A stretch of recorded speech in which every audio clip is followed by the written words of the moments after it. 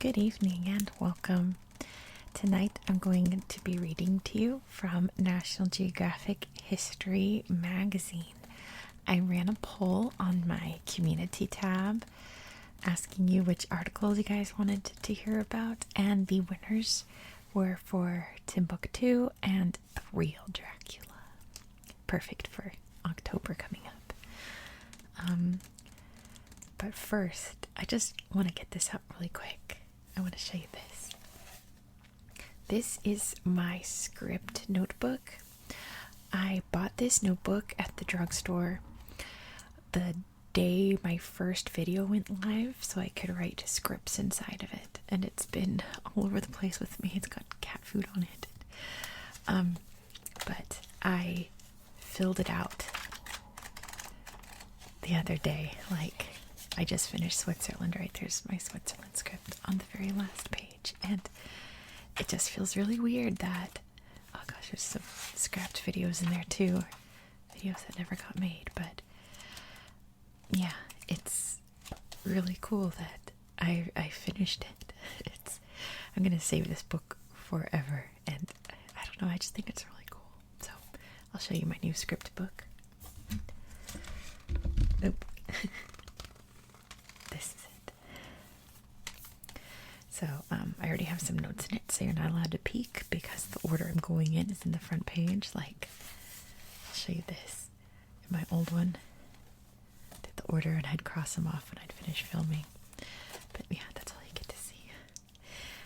But yeah, so I'm starting a new script book. I'm writing the video you'll see tomorrow hopefully will be the next country, so I'm going to write the script in it tomorrow afternoon, finalize it, and then film it in the night. And I don't know, I just think it's a fun little milestone that I've finished that notebook.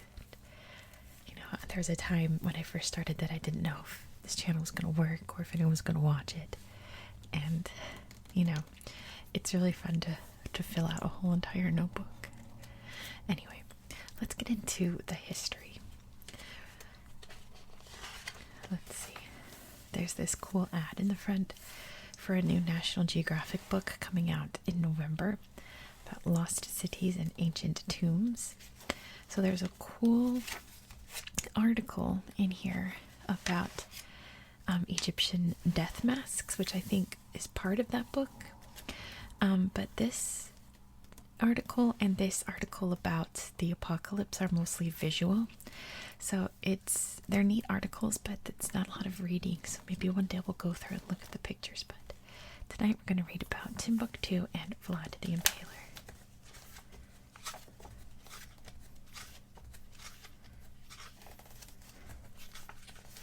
Here we go. I see a mosque. Treasures of Timbuktu. Along the banks of the Niger and at the edge of the Sahara, Timbuktu grew from a nomad's camp to a sophisticated city of thousands drawn by its wealth and wisdom. These are some historic documents that have been found, and you'll read more about, or hear more about, their history. Here's a full map up here, which is interesting because I won't say which one, but we're going to go to a country in this area next tomorrow. So anyway, I'm glad you guys picked this one. For some, the name Timbuktu might conjure up romantic visions of golden treasures hidden away in a so-called lost city in northwest Africa. While these ideas may be entrancing, they do not capture the true wealth of Timbuktu. Located at the edge of the Sahara Desert in modern Mali, the city's true wealth lies in its rich history. During its golden age, in the 15th and 16th centuries, the city of Timbuktu boasted between 500,000 and 100,000 residents. Its bustling streets were packed with merchants and their camels coming in from trade caravans that stretched for miles outside the city limits. Today, its population is about the same size, but the mile-long caravans are all but extinct. Sand blown in from the desert has nearly swallowed the paved road that runs through the heart of the city, reducing the asphalt to a wavy black serpent. Goats now browse along the roadside in front of mud brick buildings. It isn't the prettiest city, an opinion that foreigners who have arrived with grand visions have repeated ever since 1828, when René Auguste Caillet became the first European to visit Timbuktu and return alive. Rather than a city of gold, Timbuktu had become a city of subtler hues, the tans and creams of parchment, mud brick, and desert sands. The mosaic of Timbuktu that emerges from history depicts an entrepot made immensely wealthy by its position at the intersection of two critical trade arteries, the Saharan caravan routes and the Niger River. Merchants brought cloth, spices, and salt from places as far afield as Granada, Cairo, and Mecca to trade for gold, ivory, and enslaved peoples from the African interior. This wealth fueled Timbuktu's rise not only as a center of commerce but also as a center of knowledge. The city would erect grand mosques, attracting scholars who in turn formed academies and imported books from throughout the Islamic world. Parchment and vellum manuscripts arrived via the caravan system that connected northern Africa with the Mediterranean and Arabia. Wealthy families who measured their importance by the books they accumulated had the documents copied and illuminated by local scribes. The rich built extensive libraries that contained works of religion, art, mathematics, medicine, astronomy, history, geography, and culture. Founders and faiths. Timbuktu's origins can be traced back to the 1100s when the clan of Tuareg, a nomadic people of northwest Africa, struck a seasonal camp near the Niger River. According to tradition, when they migrated north, they left behind the camp under the care of a woman named Buktu, which some translate as Mother with the Big Belly Button. When it came time to return to the camp, the Tuareg referred to it as Timbuktu, meaning the Well of Buktu. The encampment grew into a city during the centuries that followed. In the 1700s and 1800s, Islam began spreading across North Africa from Egypt to the Maghreb, a coastal region that includes modern Algeria, Libya, Mauritania, Morocco, and Tunisia. Historically, this region is also called the Barbary Coast, and its people are often referred to as Berbers. From there, Muslim traders ventured south across the Sahara Desert, traveling in caravans in search of gold, ivory, and other precious goods along the Niger and Senegal rivers. Locals in the region began to adopt the new faith along with the wealth that trade brought to the region. These traders would reach Timbuktu and import their faith to the city. In the early 13th century, the Molinke people lived in the small kingdom of Kangaba, located near today's border with Mali and Guinea. Around 1225, they followed an exiled prince, Sundiata, in rebellion against Sumanguru, an unpopular leader who had alienated Muslim traders. After taking power in Kangaba, Sundiata expanded his holdings over the former kingdom of Ghana and neighboring lands rich in gold and other assets, including Timbuktu. He embraced Islam and welcomed Muslim merchants to his lands. Under Sundiata, this region grew prosperous and would become known as the Mali Empire. Religious tolerance was embraced, and traditional polytheistic faiths flourished alongside other beliefs. Islam grew popular, especially among the merchant class. When Sundiata's grandnephew, Mansa Musa, became emperor, he made Timbuktu his capital. He pushed the boundaries of the Mali Empire, expanding control of the cities of Gao in the east, Walata in the west, and Janneh to the south. In 1324, Mansa Musa left Timbuktu and embarked on a celebrated pilgrimage to Mecca that brought new attention to Mali and its wealth. His party numbered in the thousands and included as many as 500 slaves, each carrying 4 pounds of gold. One Arab source recorded that Mansa Musa and his attendants spent so freely in Cairo that they devalued the metal there for years to come. Mansa Musa's journey enhanced Timbuktu's scholarly reputation and trade status. Architects traveled back with him, including a prominent one from Cairo, who designated the Jingerber Mosque a UNESCO World Heritage Site today. Scholars from the Arab world flocked to Timbuktu, and the city was adorned with mosques and a university. Perhaps the greatest achievement of Mansa Musa's journey was the knowledge he obtained. He brought back an Arabic library from Mecca and poetry from Andalusian Spain. Larger libraries were created, and fragments of the Arabian Nights, Moorish love poetry, and Quranic commentaries from Mecca mingled with narratives of court intrigues and military adventures of mighty African kingdoms. Nobody knows how many manuscripts were in the city during its golden age. In the 15th, oh how lovely, in the 15th and 16th centuries, but they almost certainly numbered in the hundreds of thousands. During this golden age, the city belonged to the Songhai Empire and attracted scholars from as far away as Cairo and Cordoba. Books continued to be the most treasured of objects, and myriad scribes worked throughout the city, copying and writing works. Sacred Islamic texts and treatises were among the more popular, but manuscripts included a broad range of topics, from science to math, medicine, philosophy, and astronomy, and authors including classic texts by Ptolemy, Aristotle, Plato, and Avicenna. Never heard of that name. Timbuktu's downfall came when a Moroccan sultan invaded the city in 1591 to take control of the gold trade. His soldiers looted the libraries and rounded up the most accomplished scholars, sending them back to the Moroccan sultan. The collections of Timbuktu libraries were dispersed.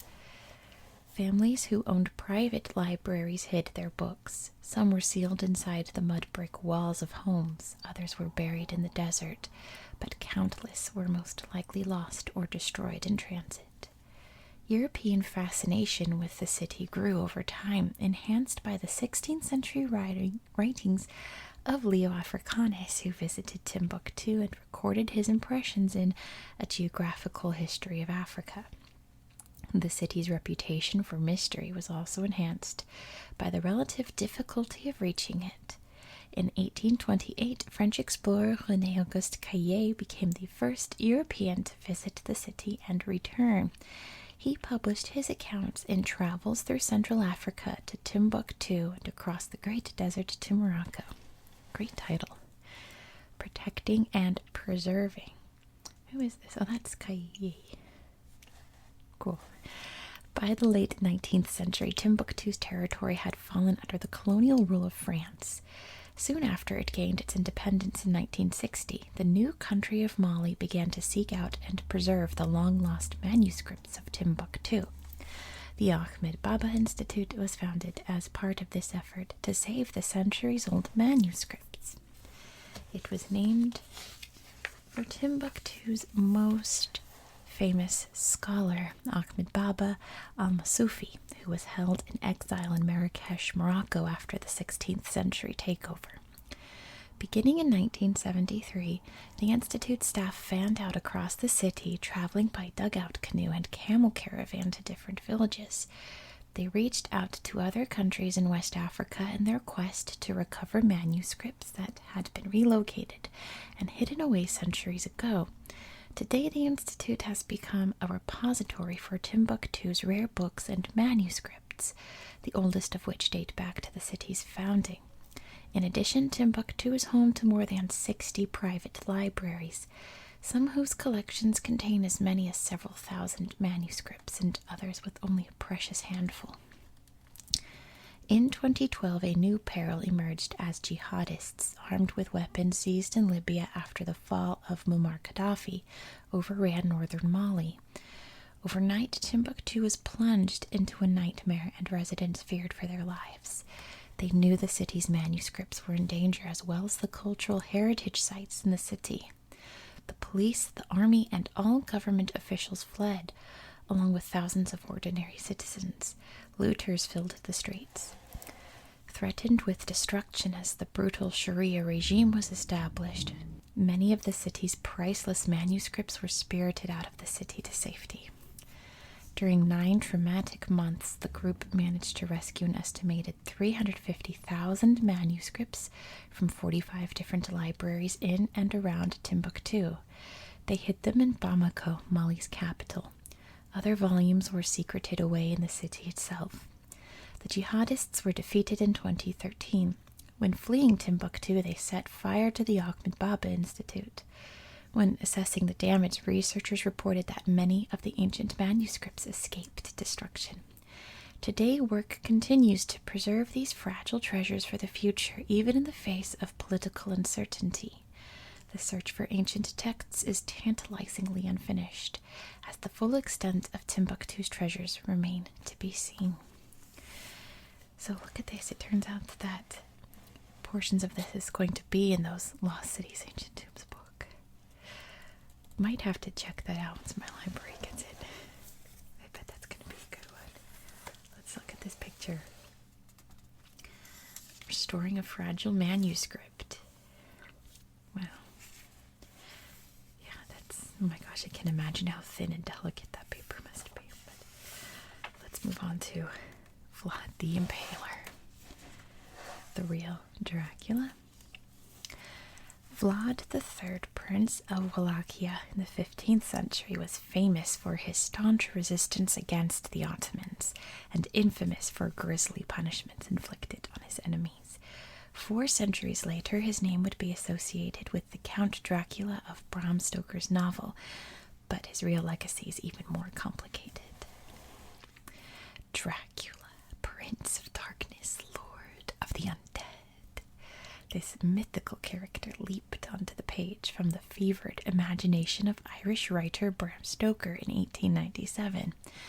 But the historical figure who shares a name with the literary icon was no less fearsome.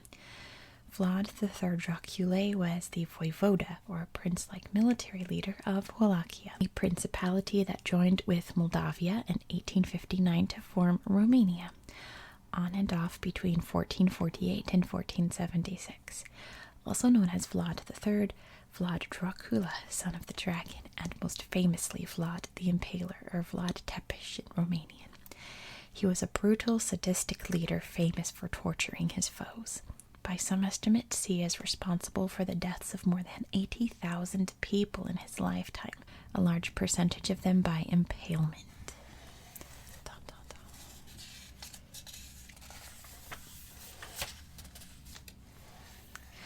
Vlad III's cruelty was real, but his reputation as a villain spread through 15th century Europe, thanks to the printing press, whose rise coincided with his reign. Propagandist pamphlets written by his enemies became bestsellers. Centuries later, the sinister reputation of Vlad the Impaler took on new life when Stoker came across the name Dracula in an old history book, learned that it could also mean devil in Wallachia, and gave the name to his fictional vampire. Yet today, Vlad III is something of a national hero in Romania, where he is remembered for defending his people from foreign invasion, whether Turkish soldiers or German merchants. Family history. Vlad III, the second of 4 brothers, was likely born in 1431 in Transylvania, a craggy, verdant part of present-day Romania. It officially became part of the country in 1947. His mother was Princess Snaia of Moldavia. Help me out, Romanian viewers. His father, Vlad II, was an illegitimate son of a Wallachian noble who spent his youth at the court of Sigismund of Luxembourg, King of Hungary, and future Holy Roman Emperor. These were turbulent, bloody times as the territories of Transylvania, Moldavia, and Wallachia were caught in a geopolitical and ideological pinch between the Christian Kingdom of Hungary and the Muslim lands of the Ottoman Empire. As Ottoman Turks marched westward into Europe, Christian crusaders met them in pitched battle, then pushed eastward themselves toward the Holy Land. Wallachia's leaders faced pressure from both sides to join their forces. Hold on, I want to show you the Dracula Castle. This is in Sigishwara. Anyway, the same year that Vlad III was born, his father was admitted to the Order of the Dragon. Like other chivalric orders, this Christian military society, founded in 1408 by Sigismund, was modeled broadly on the medieval Crusaders. Its members were 24 high-ranking knights pledged to fight heresy and stop Ottoman expansion. Upon joining the order, Vlad II was granted the surname Dracul, dragon. His son Vlad III was known as Vlad Dracula, or Dracula, son of the dragon. In 1436, Sigismund made Vlad II voivoda of Wallachia, but Vlad II did not stay loyal. He soon switched sides and allied himself with Ottoman leader Sultan Murad II. To guarantee loyalty, Murad required Vlad II to hand over two of his sons, Vlad III and Radu the Fair. For several years, Vlad III and his brother Radu were kept as hostages at the Ottoman court. The boys were tutored in science, philosophy, and the arts, and taught how to fight and ride a horse. Although they were generally treated well by the Sultan and his son Ahmed, the future conqueror of Constantinople, some accounts indicate young Vlad may have been imprisoned and even tortured. In 1447, Vlad II was ousted as ruler of Wallachia by local boyars or aristocrats, and subsequently captured and killed. That same year, Vlad III's older brother Mircea II was blinded and buried alive. János Hunyadi, regent of Hungary, who had instigated Vlad II's assassination, appointed Vladislav II, another Wallachian nobleman, to be the new voivoda.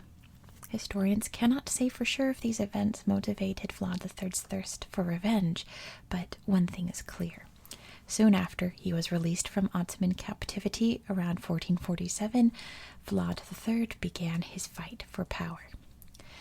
In 1448, with Ottoman help, Vlad III, then 16 years old, expelled Vladislav II from Wallachia and ascended the throne. He lasted only 2 months as voivoda before the Hungarians reinstated Vladislav. Vlad III went into exile. Little is known about his next 8 years, as he moved around the Ottoman Empire and Moldavia. Sometime during this period, he seems to have switched sides in the Ottoman-Hungarian conflict, gaining the military support of Hungary. Vladislav II changed allegiances to and joined the Turks, a move that set up a clash between the two claimants to the throne of Wallachia. Vlad III met Vladislav on the outskirts of Targovista on July 22, 1456, and beheaded him during hand-to-hand combat. Vlad III's rule had begun. Rule of terror. Wallachia had been ravaged by the ceaseless Ottoman-Hungarian conflict and the internecine strife among feuding boyars. Trade had ceased, fields lay fallow, and the land was overrun by lawlessness. Vlad III began his reign with a strict crackdown on crime, employing a zero-tolerance policy for even minor offenses such as lying. He handpicked commoners, even foreigners, for public positions, a move to cement power by creating officials who were completely dependent on him. As voivoda, he could appoint, dismiss, and even execute his new officials at will. As for the boyars, the high-ranking figures who had killed his father and older brother, Vlad III had a retributive plan. In 1459, he invited 200 of them to a great Easter banquet, together with their families. There he had the women and the elderly stabbed to death and impaled, the men he forced into slave labor. Many of these workers would die of exhaustion while building Dracula Castle, one of Vlad III's favorite residences. To replace the boyars, Vlad III created new elites, the Vitaei, a military division made up of farmers who had distinguished themselves on the battlefield, and the Slui, a kind of national guard. He also liberated Wallachia's peasants and artisans, freeing them from the tributes that they used to pay to the Ottoman Empire. which is not to say that Vlad III's domestic policies were benevolent. The brutal justice meted out to his enemies was sometimes applied to his own people as well. To get rid of homeless people and beggars whom he viewed as thieves, he invited a large number to a feast, locked the doors, and burned them all alive. Just don't go to his feasts, people. He exterminated Romanes or had them forcibly enlisted into the army. He imposed heavy tax burdens on the German population and blocked their trade when they refused to pay. Many of the Germans under Vlad III's aegis were Saxons. Not to be confused with the Anglo-Saxons of England, these were German migrants who had settled in Transylvania in the 12th century after the region was conquered by Hungary. They were mostly well-to-do merchants, but to Vlad III they were allies of his enemies. Over the next few years, Vlad III razed entire Saxon villages and impaled thousands of people. In 1459, when the Transylvanian Saxon city of Kronstadt, today's Brasov, supported a rival of Vlad III's, the voivoda's response was savage. After initially placing trade restrictions on Saxon goods in Wallachia, he had 33,000 people impaled and reportedly dined among them so he could witness their suffering personally. You know, he really likes to tie in food with his deeds. He also had Kronstadt burned to the ground. Back in Wallachia, he impaled Saxon merchants who violated his trade laws. Although Vlad continued to identify himself with the prestigious Order of the Dragon, signing his name Vladislaus Dracula, son of the dragon, his enemies at this time gave him a less noble sobriquet, Tepish, the Impaler.